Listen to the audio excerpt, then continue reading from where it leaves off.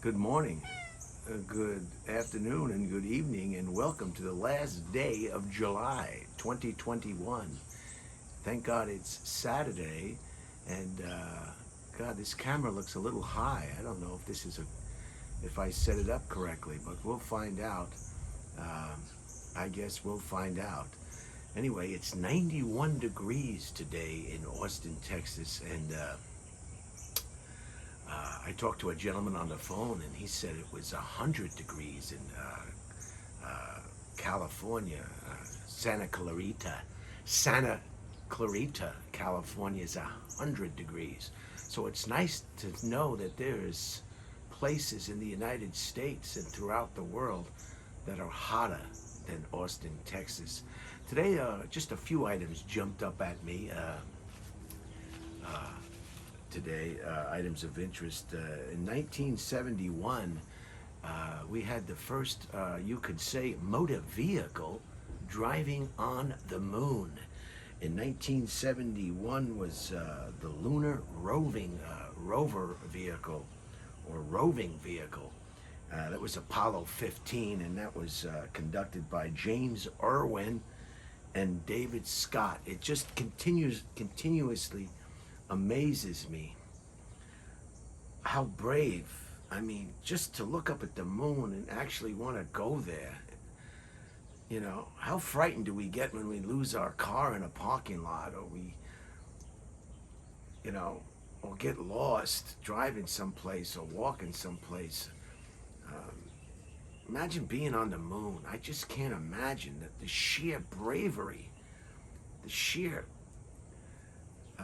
constitution that enables a gentleman or a woman to get on top of a rocket and blast out of this beautiful planet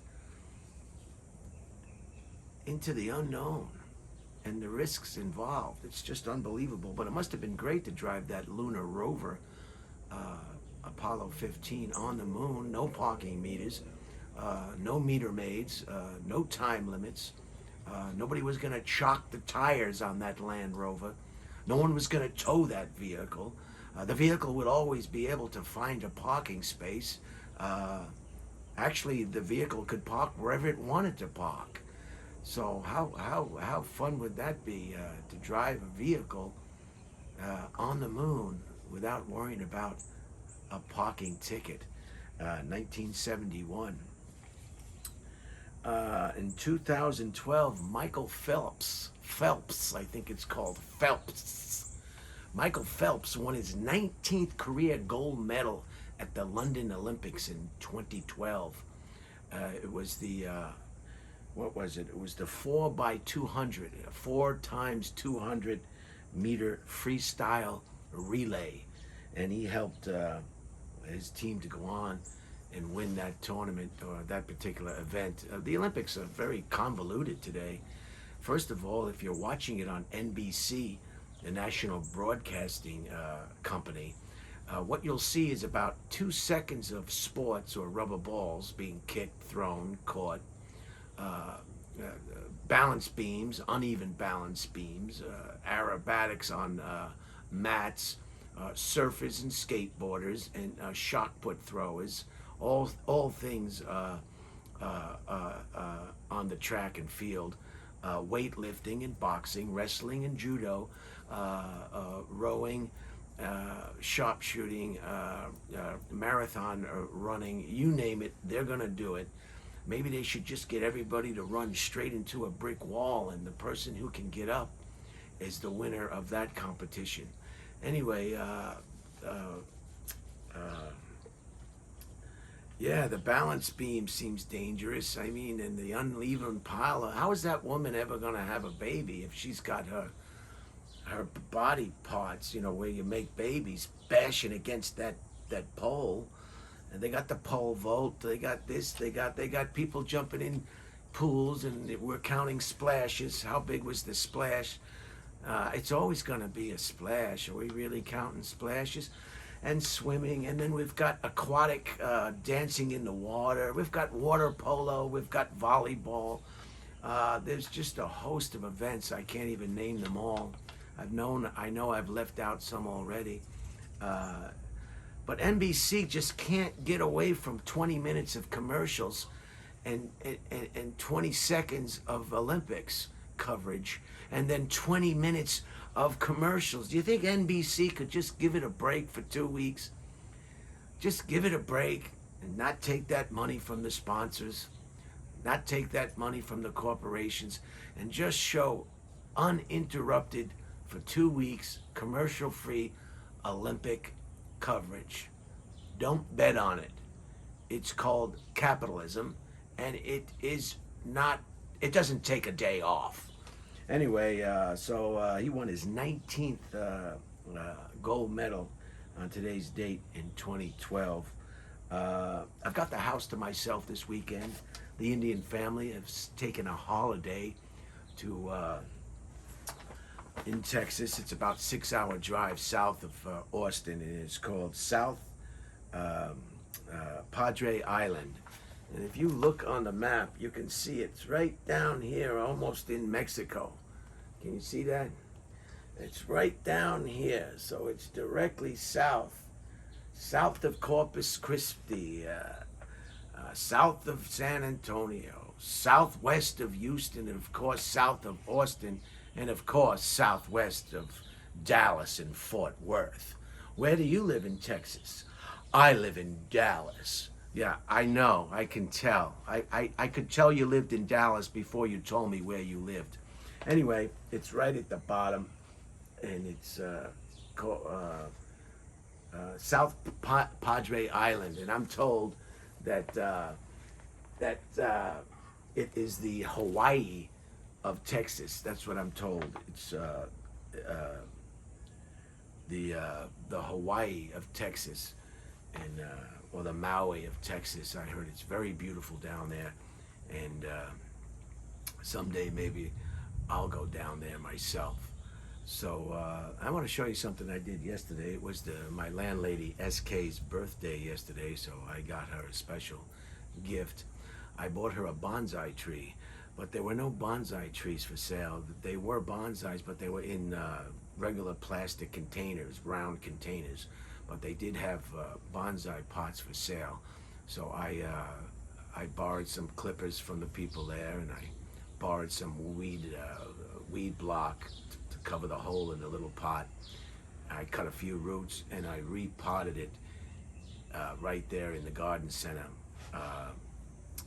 You'll find that a lot sometimes, that garden centers or nurseries do not have much of a bonsai selection, and that you may have to repot.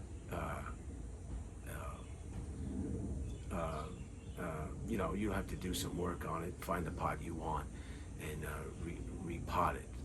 There was another bonsai place, but they said they're closed for COVID, and they're only on an appointment only. And I don't want to go on an appointment per se. Then I would feel like I was under pressure to purchase something if I was going on an appointment. Do they stand around and watch you and tap their foot on the ground and wait for you to make a purchase? Who knows? But I'm going to show you what I got yesterday. And let me come around and close this tripod a little bit so I can give a better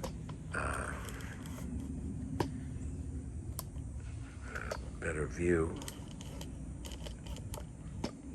Okay, now for the bottom piece. The bottom piece is the one that always challenges me. There it is. Okay, let's go over here and I'll just give you a quick view of the new bonsai that I gifted. Here it is, right here. As you can see, this is the species that I have at home in California. I'm gonna go right close to this one. And you can see I did some root cutting. Hopefully it'll take, keeping these moist. Remember, if you have bonsai trees of any kind, and you live in a hot climate such as Austin, Texas, you might want to water your plants at least twice a day, if not 3 times. And this is the thinned leaf or ficus. This is another variety of ficus. There's quite a few. And you can see Another thing to remember when you buy a pot, make sure you, if you can, these were wrapped up with the base. I have the base over there, and you can see it's a little bit wobbly, but you'll get that on these pots from time to time. But I didn't check it, but that's okay. So there's your thin leaf ficus, and hopefully that'll come around and thrive. And then this is mine over here. This is the one they took real good care of, this one. I'm not sure if I'm gonna just let this go